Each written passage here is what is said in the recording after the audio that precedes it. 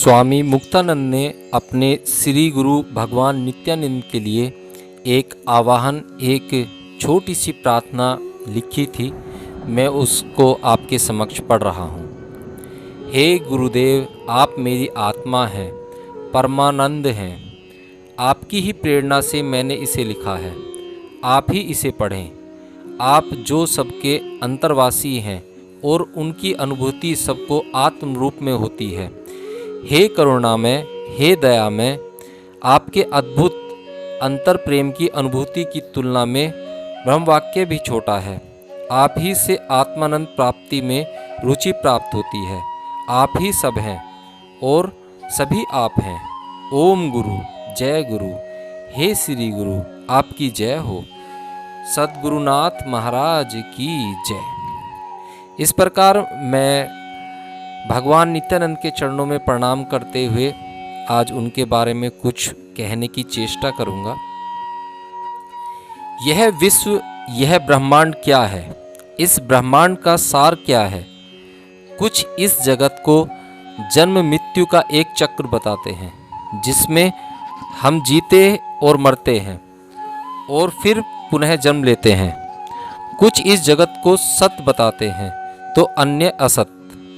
कुछ कहते हैं इसका अस्तित्व है और अन्य कहते हैं कि इसका अस्तित्व नहीं है। कुछ लोग कहते हैं यह सत्य असत्य दोनों है, अस्तित्वमान भी है और अस्तित्वहीन भी। इस जगत की अनेक भिन्न भिन्न व्याख्याएं हैं। यह जगत कभी भी क्यों न हो, इतना मात्र सत्य है। यह आश्चर्य से भरा है। यह कितना भी विचित्र लगे, पर निसंदेह इसके रचयिता ने इसकी रचना महान कला कौशल से की है। बुद्धिमान मनुष्य समय समय पर इस पर मनन करता है। यदि सूर्य न होता तो हमें प्रकाश और ऊष्मा कहाँ से मिलते? यदि चंद्रमा न होता तो हमें शीतलता कहाँ से मिलती?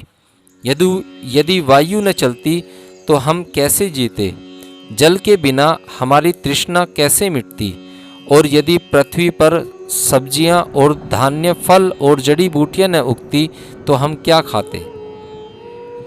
यदि हरे भरे वृक्ष और पत्ते न होते, फल फूल न होते, भव्य पर्वत तथा बहती नदियां न होती, तो प्रकृति में इतना सौंदर्य न होता। और यदि पशु पक्षी न होते तो वन इतने रमणीय, भयानक और भव्य न होते। यह आश्चर्यपूर्ण विविधता मानव समुदाय में भी है। यह सब विविधता विश्व को व्यवहार योग्य बनाती है। प्रत्येक वस्तु व प्रत्येक व्यक्ति अपनी अपनी भूमिका निभाता है। जगत के लिए जितनी इन सब तत्वों की आवश्यकता है, उससे भी बढ़कर ध्यान और परमार्थ की आवश्यकता है। ये अनिवार्य है। यही कारण है कि समय समय पर संत महात्मा इस धरती पर आते रहते हैं। वे मानव उत्थान हेतु जन्म लेते हैं। उनका जीवन व्यवहार बहुत विचित्र और आश्चर्यजनक प्रेरित प्रतीत होता है, पर तृप्त, दग्ध, दीन, दुखी, निराश, निराधार ऐसे अनेक प्रकार के लोगों को उनके पास शांति, संतोष और अंतर समाधान मिलता है। इसी उद्देश्य से करुणामय प्रभु समय समय पर संत महात्माओं का रूप धारण कर इस जगत में अवतरित होते हैं। ऐसे ही एक महान अवधूत विभूति एक अलौकिक कार्य पूर्ण करने के लिए गणेशपुरी में आकर बसे। उनके भक्त उन्हें भगवान नित्यानंद के नाम से जानने लगे। मेरे प्यारे गुरुदेव का जन्म कहाँ हुआ, वे कहाँ बड़े हुए और उन्होंने किस स्थल पर अपनी आध्यात्मिक साधना की, ये कोई नहीं जानता। ऐसा कोई भी इतिहास संरक्षित नहीं रखा गया है। यद्यपि उनके कुल के संबंध में निश्चित ज्ञान किसी को भी नहीं है, पर जिस प्रकार गंगा या अन्य पवित्र नदियों के उद्गम को जानना महत्वपूर्ण नहीं है, उसी प्रकार वस्तुतः साधु संतों व सिद्ध पुरुषों के कुल या जाति को जानने का भी महत्व नहीं है। तो जैसे नदियों के साथ, वैसे ही संतों के साथ साथ महत्व तो वास्तव में उनके प्रताप का उनकी कृपा के असाधारण प्रभाव का ही है। जो अपने शरीर में आसक्त नहीं है, जिसे अपने जन्म, अपने कर्मों या अपने सामाजिक स्थिति का अभिमान नहीं है, ऐसा व्यक्ति परमेश्वर को प्रिय है। मेरे गुरुदेव ऐसी ही एक विभूति थे। इनमें लेस मात्र भी संदेह नहीं है कि वे जन्म सिद्ध थे। बाल्यावस्था से ही उनके पास आश्चर्यजनक सिद्धियां, विस्मयकारी अलौकिक शक्तियां थीं। ये सिद्धियां उनके भौतिक शरीर तक ही सीमित नहीं थी। आज भी उनका समाधि स्थल इन दिव्य शक्तियों से व्याप्त है और असंख्य सात्विक याचकों को इन दिव्य शक्तियों द्वारा असीम आशीर्वाद प्राप्त होते रहते हैं। परमानंद में मग्न उनके मुख पर तेजोमय, मृदुल और करुणामयी मुस्कान सतत छिटकी रहती थी। समय समय पर वे हंसते और उनका वह अट्टहास मेरी स्मृति में अब भी प्रतिध्वनित होता है। मुस्कुराना उन्हें प्रिय था। उनकी इसी हास्य प्रियता के कारण लोगों ने उन्हें नित्यानंद नाम से संबोधित करना आरंभ कर दिया। वे तो सतत आनंद में रहते हैं। अंततः वे इसी नाम से प्रसिद्ध हो गए। तरुणावस्था से ही वे सिर मुंडाते थे। वज्रेश्वरी आने से पहले वे कभी कभी सन्यासियों वाले गेरुए वस्त्र भी धारण करते थे। इसलिए अनुमान है कि वे शास्त्र दक्षिणित नदपद सन्यासी रहे होंगे। ऐसा माना जाता है कि गुरुदेव लगभग 50-60 वर्ष पूर्व दक्षिण कर्नाटक में कान्हनगढ़ के पास गुरुवन नामक स्थल में तरुणावस्था में प्रकट हुए थे। वे कभी कभी इस स्थल का वर्णन करते थे। यह एक पर्वतीय स्थल था और यहाँ घना जंगल था, जिसमें जंगली जानवर, सर्प व विषैले वृक्ष थे। पर्वतों के पास एक बहुत लंबी गुफा थी और मेरे गुरु इस गुफा में बहुत काल तक गहन ध्यान की स्थिति में रहते थे। यह स्थान उनकी तपोभूमि या साधना भूमि माना जाता है और इसलिए उनका नाम पड़ा गुरुवन, अर्थात गुरु का वन। यह सिद्धियों या अलौकिक शक्तियों की प्राप्ति का स्थान माना जाता है। पास ही में अष्ट सिद्धियों की प्रतीक 8 बड़ी शिलाएं भी हैं। आसपास पानी प्राप्त करने का कोई साधन नहीं था, अतः मेरे गुरुदेव ने गुफा के भीतर पानी के स्रोत का निर्माण किया और यह तभी से बह रहा है। इस पवित्र स्रोत का नाम पापनाशनी गंगा, और यह नाम इंगित करता है कि इस स्रोत का पानी पीने से या उसमें स्नान करने से सब पाप धुल जाएंगे। श्री गुरुदेव को बाग बगीचे का बड़ा शौक था और वहाँ उन्होंने नारियल, आम, कटहल और सुपारी के वृक्ष लगाए। उनके द्वारा निर्मित जलकुंड और लगाए गए वृक्ष अभी तक वहाँ मौजूद हैं और वे आज भी देखे जा सकते हैं। इस स्थान की रमणीयता और शांति इसे तपस्या के लिए अत्यंत उपयुक्त बनाती है। आज भी सैकड़ों भक्तगण इस पवित्र भूमि के दर्शन के लिए आते हैं, जिसका कण कण श्री गुरुदेव की तपस्या की शक्ति से व्याप्त है। मंगलूर के लोग गुरुवन को पवित्र तीर्थ मानते हैं और भगवान की पुण्यतिथि के अवसर पर पूजा पाठ करने और अपने हृदय की इच्छाओं को पूर्ण करने के लिए वहां जाते हैं। गुरुवन में 3-4 मील दूर श्री गुरुदेव ने एक बड़ा आश्रम स्थापित किया। समुद्र किनारे से करीब 1 मील अंदर कान्हनगढ़ गांव की सीमा पर यह आश्रम हरियाले खेतों और नारियल के वनों के बीचों बीच स्थित है। यहाँ तक दृष्टि जाती है, दूर दूर तक पर्वत फैले हुए हैं। इस स्थल के सौंदर्य को देखकर मन प्रसन्न हो जाता है। कभी यहाँ पर होस दुर्ग नाम का एक किला था। पास में एक बड़ी चट्टान है जिसमें अनेक गुफाएं हैं, जहाँ सिपाही छिप जाया करते थे।